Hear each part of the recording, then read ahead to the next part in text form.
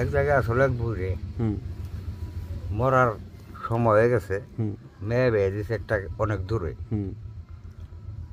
মেয়ে কয় কি আমি যে বাঁচব না রে, আমি আইটু ওইটা দেখে আহি। ভালো গল্প না ভাই? ও আইটু ওইটা দেখে আহি, মনে হয় আমি বাঁচব না, আমার ভাবে লাগে।